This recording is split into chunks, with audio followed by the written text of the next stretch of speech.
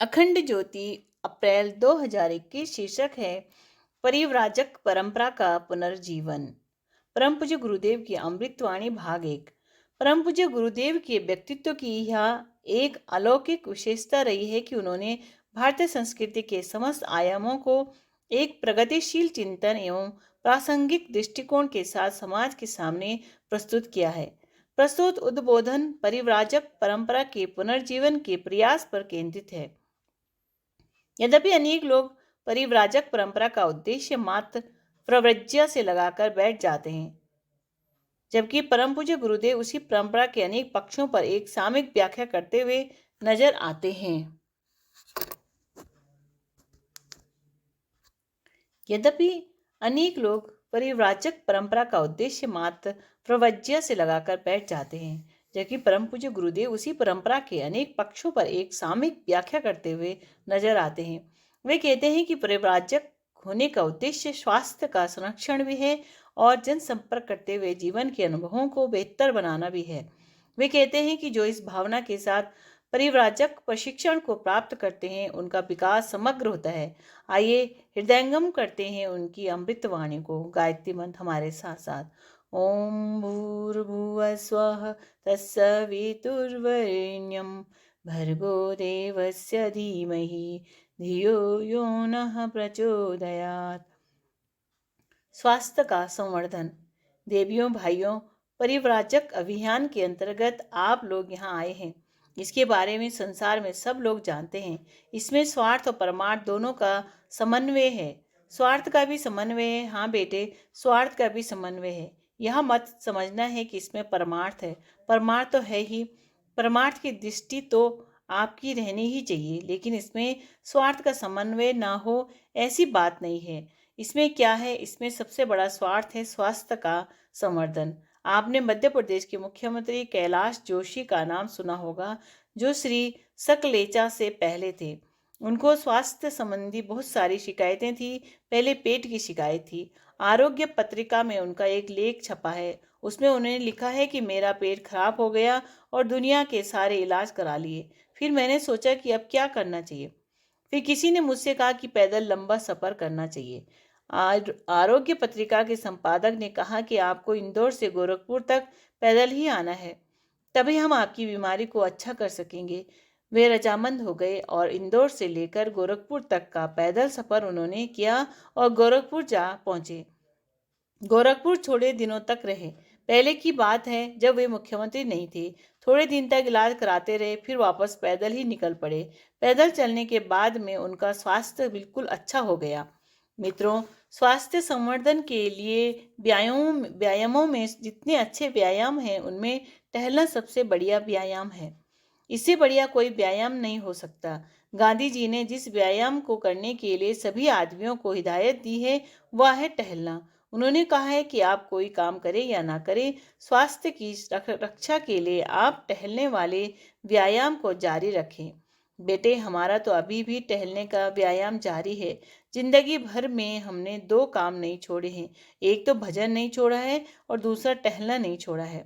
गुरुजी, अब तो आप ऊपर बंद रहते हैं, जेल खाने में बंद रहते हैं, फिर आप कैसे टहलते हैं?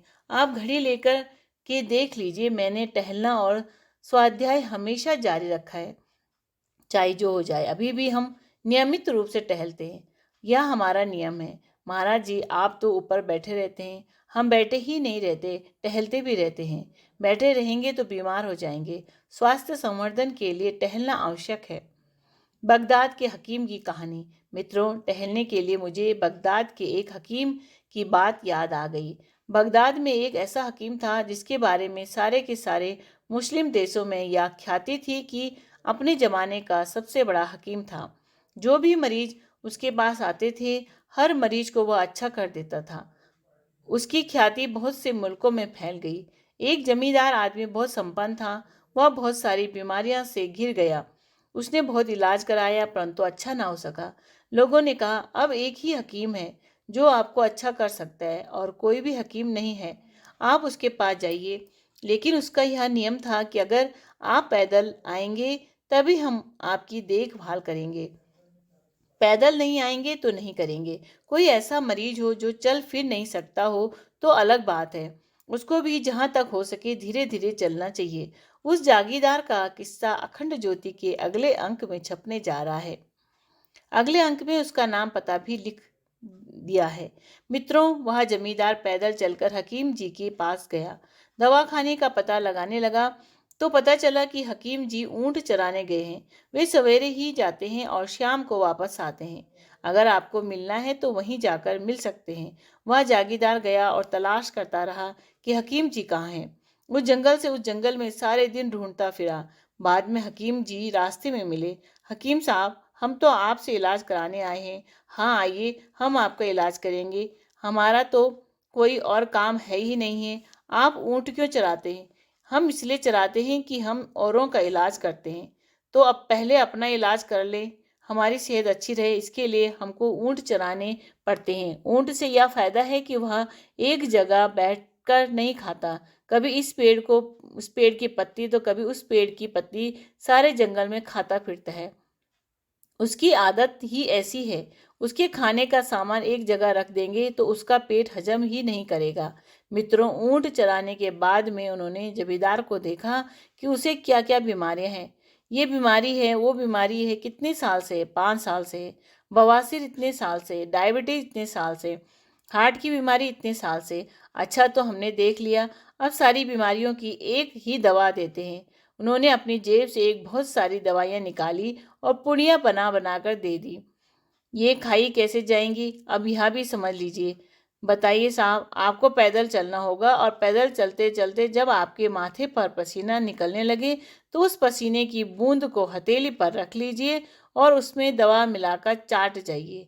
शहद में नहीं, पसीने की बूंद में। पसीना भी ऐसा नहीं कि धूप में जा बैठे। धूप का पसीना भी काम नहीं है। चलने का पसीना, और वह भी माथे पर निकले। इससे कम में इलाज नहीं हो सकता। उन्होंने 30 पुड़ियां दी। उन्हें लेकर के वह आदमी चला गया। मित्रों, दवा खाना है तो पसीना चाहिए। धीरे धीरे चलेंगे तो पसीना नहीं निकलेगा। तेज गति से चलने पर पसीना निकलेगा। जमींदार ने रोजाना पसीने में दवा मिला मिलाकर खाई। महीने भर के अंदर वह हट्टा कट्टा हो गया, चंगा हो गया। फिर वह हकीम जी को धन्यवाद देने के लिए आया और कुछ इनाम देना चाहा। उसने कहा कि मैं 10 साल से बीमार था। हजारों रुपए खर्च हो गए। आपकी दवा ने तो मुझे ठीक कर दिया है। आपकी दवा तो जादू की दवा है। इस दवा को हमें भी बता दें तो हम भी लोगों को अच्छा कर दिया करेंगे। हकीम ने कहा, इसमें तो मिट्टी धूल थी। इसे मैंने कूट पीस कर रख दिया था। तो फिर हम किससे अच्छे हो गए? आप अच्छे हो गए हैं अपने पसीने से। पसीना बहाने के लिए आपको चलना पड़ा और चलने से आपकी सेहत अच्छी हो गई। पेट की नसें हिलने से लेकर के शरीर की सारी नसें जो बैठे रहने से जकड़ जाती है और उसके कारण गठिया से लेकर मोटापे तक हजारों बीमारियां पैदा हो जाती है, क्योंकि आदमी का रक्त संचालन जैसा होना चाहिए वह नहीं होता। चलने से शरीर की अनेक समस्याएं ठीक हो जाती हैं। परिव्राजक प्रशिक्षण में स्वास्थ्य का महत्व। मित्रों, परिव्राजक योजना में सेहत का फायदा खास है। अगर आपकी सेहत खराब है, आप बीमार रहते हैं, आपको बार बार कमजोरी आती है, आपका पेट ठीक ढंग से काम नहीं करता, तो कृपा करके यह दवा लेना शुरू कर दीजिए। पुड़िया वाली वहाँ दवा तो मैं नहीं देता। मैं क्यों चालाकी की बात बताऊं? मैंने तो आपको पहले ही बता दिया। आप चलना शुरू कर दें। कोई बच्चे थोड़ी ही हैं जो मैं आपको बहकाता फिरूं। स्वास्थ्य संवर्धन परिव्राजक योजना का मुख्य अंग है, जिसमें हम पैदल चलना सिखाते हैं। गुरुजी, सवारी से नहीं बेटे, सवारी से नहीं। परिव्राजक योजना सवारी पर नहीं चलेगी। सवारी से परिक्रमा हो ही नहीं सकती। आपको गोवर्धन की परिक्रमा करनी है तो क्या सवारी से करेंगे? नहीं भाई साहब, सवारी से नहीं होगी। सही माने में पूछें तो परिक्रमा पैरों से ही नहीं, वरन दंडौती से होती है। दंडौती क्या होती है? दंडौती का अर्थ है लंबे लेट जाइए और हाथ से निशान बना लीजिए, फिर दंडवत लेट जाइए। यह दंडौती परिक्रमा कहलाती है। आप गोवर्धन जाकर कभी भी देख लीजिए। गुरुजी, इससे क्या होता है? बेटे, आदमी के स्वास्थ्य संवर्धन का स्वार्थ इससे जुड़ा हुआ है। जनसंपर्क का महत्व। मित्रों, परिव्राजक योजना में यह महत्वपूर्ण स्वार्थ हमने आपको बताया। यह एक बात हुई। दूसरा स्वार्थ इसमें है, आपकी ज्ञान वृद्धि के लिए, अनुभव की वृद्धि के लिए। इसके लिए आपको जनसंपर्क करना पड़ेगा। व्यक्तित्व को विकसित करने के लिए अनुभव की आवश्यकता पड़ती है। अनुभवहीन व्यक्ति ठगे जाते हैं। अनुभवहीन आदमी मारे जाते हैं। अनुभवहीन पढ़े लिखे हों तो क्या और बिना पढ़े हों तो क्या, वे पग पग पर ठोकर खाते हैं। व्यवहारिक जीवन में उनकी सफलताएं संदिग्ध रहती हैं। स्त्रियों के ऊपर एक ही समस्या है, वे बीए भी कर लेती हैं, एमए भी कर लेती हैं, बस एक कठिनाई है कि जनसंपर्क का फायदा उनको नहीं मिलता। बस वही मम्मी से मिलती रहेंगी, बहन भाभी से मिलती रहेंगी और ससुराल में सास ननद देवरानी आदि से मिलती रहती हैं। बस उनकी अक्ल की दुनिया थोड़े से लोगों तक सीमित रहती है। इसीलिए स्त्रियों को हर आदमी बहका लेता है, ठग लेता है। पंडा ज्योतिषी बाबा जी सब बहका लेते हैं। पति की अगर मृत्यु हो जाती है तो देवर बहका लेता है। पग पग पर बहकावा जितना स्त्रियों के भाग्य में लिखा है, जितनी ठोकरें स्त्रियां खाती हैं उतनी कोई नहीं खाता। ज्ञान के अभाव से, अनुभव के अभाव से जितनी परेशान स्त्रियां होती हैं उतना और कोई वर्ग नहीं होता। पढ़ी लिखी तो है पर इनको अनुभव नहीं है। मित्रों, अनुभव कहाँ से आता है? अनुभव जनसंपर्क से आता है और भिन्न भिन्न परिस्थितियों के तालमेल से आता है। आपने भिन्न प्रकार की परिस्थितियां देखी नहीं है। आपने कभी मुसीबत देखी ही नहीं। आपने कभी भीड़, कभी रेलगाड़ी देखी नहीं, परदेश देखा ही नहीं है। तो आपका अनुभव इतना सीमित रहेगा कि आपका पढ़ा लिखा होना और बिना पढ़ा होना एक बराबर है। बहुत से आदमी ऐसे होते हैं जो सारी जिंदगी नौकरी करते रहे। जब रिटायर होकर के आए तो क्या मिला? फंड मिला। आपको 60,000 रुपये का फंड मिला तो क्या करेंगे? चिट फंड में लगा देंगे। यह कैसा होता है? रुपया लगा दीजिए और खूब पैसा आता है, खूब माल कमाते हैं। फिर क्या करेंगे? हम बिजनेस करेंगे। 2-3 वर्ष के भीतर सारे का सारा पैसा समाप्त हो जाता है और फिर भूखों मरते हैं। क्यों साहब? क्या किया था? बिजनेस किया था। जब ज्ञान नहीं था, अनुभव नहीं था तो काहे को किया? नहीं साहब, सारी दुनिया कमाती है, सारी दुनिया कमाती है, पर आप नहीं कमा सकते क्योंकि आपके पास ज्ञान नहीं है। जिनके पास ज्ञान है वो थोड़ा सा पैसा, थोड़ी सी पूंजी लेकर के और थोड़े से आदमियों की सहायता लेकर के, थोड़ा उधार का मामला लेकर के सारी गृहस्थी का पहिया घुमाते रहते हैं और किसी तरीके से कार्य करते रहते हैं। जनसंपर्क से मिलता है अनुभव। मित्रों, हर कार्य के लिए अनुभव चाहिए। अनुभव किसे कहते हैं? अनुभव बेटे जनसंपर्क को कहते हैं। जिस आदमी के पास जनसंपर्क नहीं है, जो आदमी लोगों से मिलता जुलता नहीं है, वह अपने आप में ज्ञान रहित है। पुस्तकों के ज्ञान से नहीं, जनसंपर्क के ज्ञान से अनुभव बढ़ता है। सरकार ने भी यह मान लिया है कि किताबी ज्ञान काफी नहीं है। इसीलिए बच्चों के लिए खास नियम बना दिए हैं कि बाहर जाना पड़ेगा। क्यों साहब, सरकार का क्या फायदा है? बच्चे मारे मारे घूमते हैं, हैरान होते हैं। आपको मालूम नहीं है कि वे कूपमंडूक के तरीके से, एक जेल खाने के तरीके से घर में रहते हैं, स्कूल चले जाते हैं। इसका ज्ञान बढ़ना चाहिए। इसका ज्ञान बढ़ना चाहिए। दुनिया कितनी बड़ी है यह इन्हें मालूम होना चाहिए। दुनिया की परिस्थितियाँ क्या है इसका ज्ञान उन्हें होना चाहिए। तभी उनकी अक्ल खुलेगी। पढ़ाई आंखें खोल सकती है पर अक्ल नहीं खोल सकती। अक्ल खोलने के लिए आदमी को ज्ञान की वृद्धि आवश्यक है। इसीलिए क्या करना पड़ता है? आपको विभिन्न लोगों के पास जाने से, विभिन्न तरह की बात करने से, भिन्न भिन्न तरह की मनस्थिति समझने से, तरह तरह के लोगों के अच्छे बुरे स्वभाव समझने से, ताकि दुनिया का ज्ञान और अनुभव इकट्ठा हो जाए। यह हमारे लिए बहुत कीमती चीज है। मित्रों, पढ़ाई एक और अनुभव एक और। आपका बीएससी पढ़ना एक और, एमएससी पढ़ना एक और आपको व्यवहारिकता का ज्ञान होना एक और। व्यवहारिकता का ज्ञान रखने वाले दुनिया में सफल होते रहते हैं।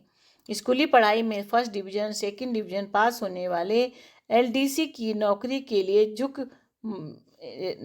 झक मारते फिरते हैं क्योंकि उनको व्यवहारिक ज्ञान नहीं है। ज्ञान का बेटे बहुत मूल्य है, अनुभव का बहुत मूल्य है। सबसे बड़ी कमजोरी आत्महीनता।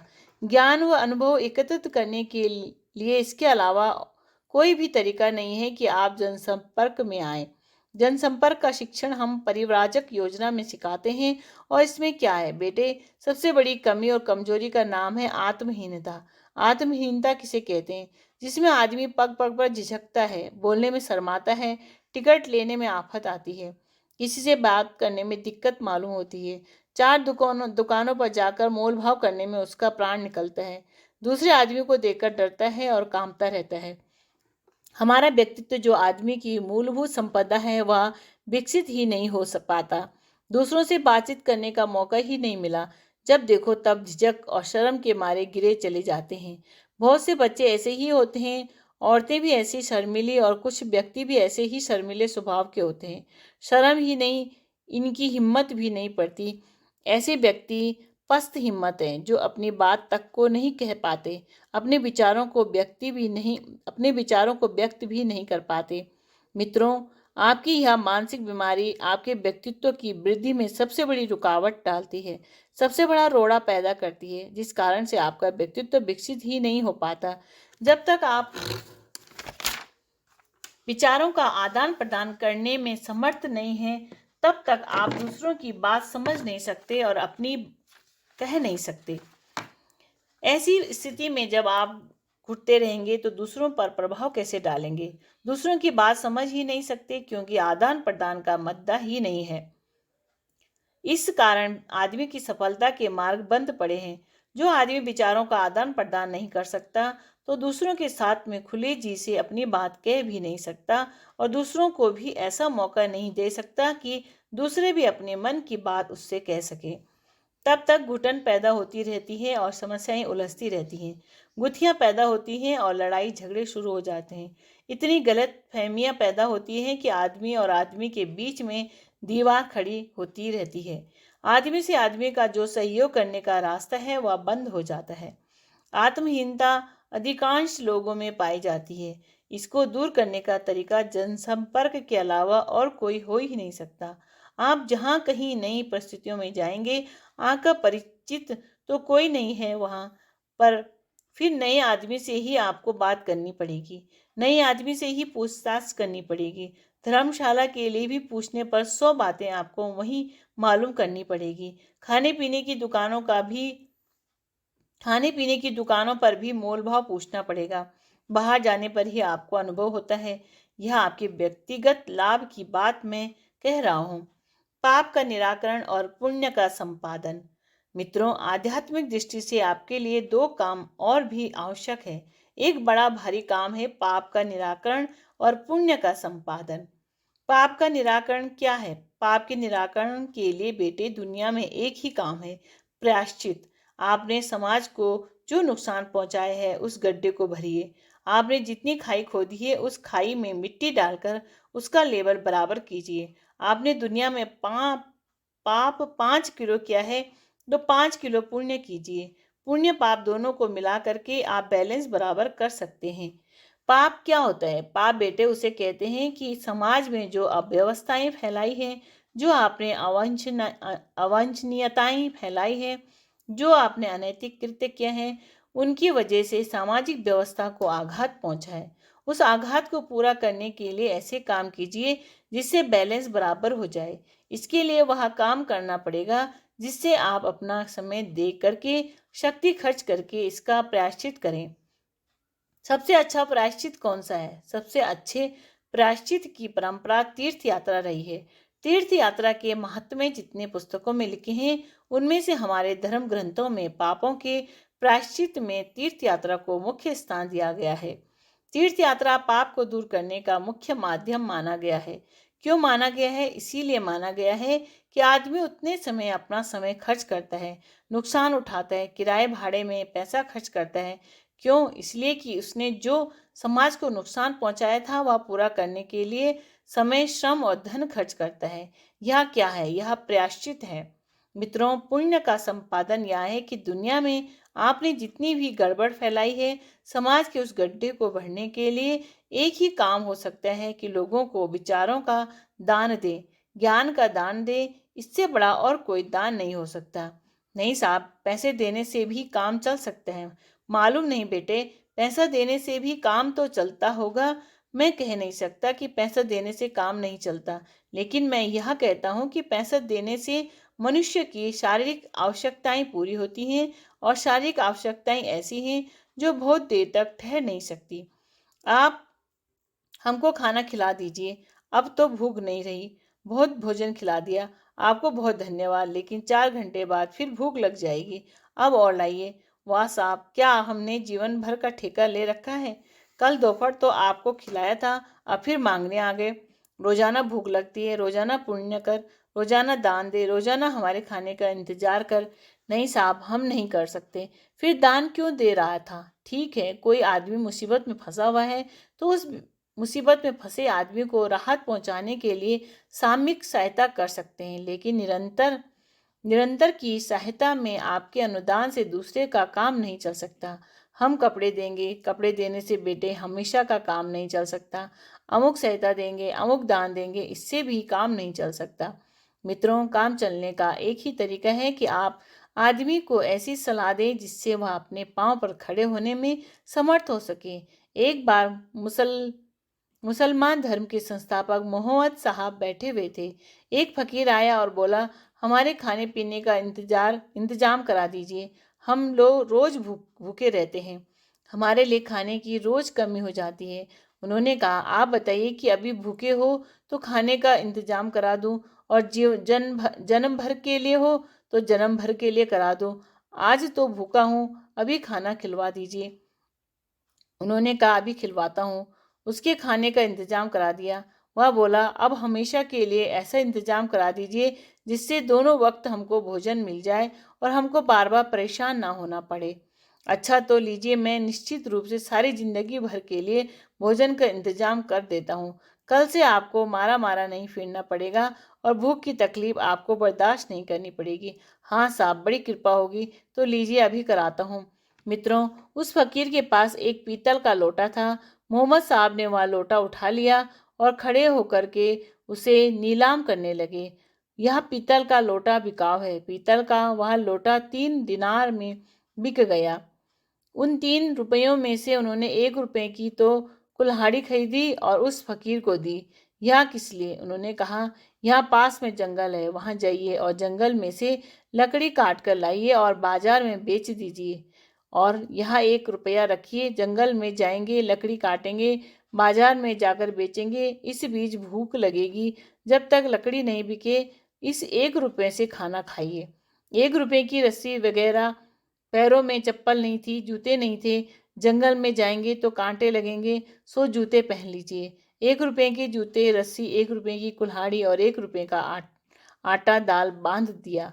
अब जाइए, आपके जन्म भर की गारंटी हो गई। दूसरे दिन से वह फकीर जंगल में जाने लगा, लकड़ी काटने और बाजार में बेचने लगा। 1 महीने बाद उसकी मोहम्मद साहब से फिर मुलाकात हुई। कहिए, आपकी समस्या का समाधान हुआ कि नहीं? वह बोला, अरे साहब, समस्या का समाधान भी हुआ और अभी मेरे पास 7 दीनार नगद जेब में रखे हुए हैं। अब दोनों समय रोटी खाते हैं और किसी के सामने हाथ भी नहीं फैलाना पड़ता। क्रमशः अगले अंक में समापन। शिक्षाप्रद प्रसंग। राबिया प्रसिद्ध सूफी संत थी। एक बार वे बसरा की गलियों में एक हाथ में आग और दूसरे में पानी का बर्तन लिए दौड़ी चली जा रही थी। उनकी बदहवास हालत देखकर लोगों ने उनसे इसका कारण पूछा। वे बोली, मैं जन्नत में आग लगाने और दोजख की आग बुझाने जा रही हूँ।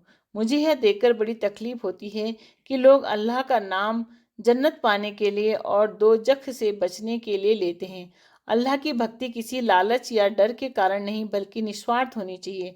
आज के आडंबरपूर्ण पूजा कृत्य करने वालों को राबे की सीख की आवश्यकता है।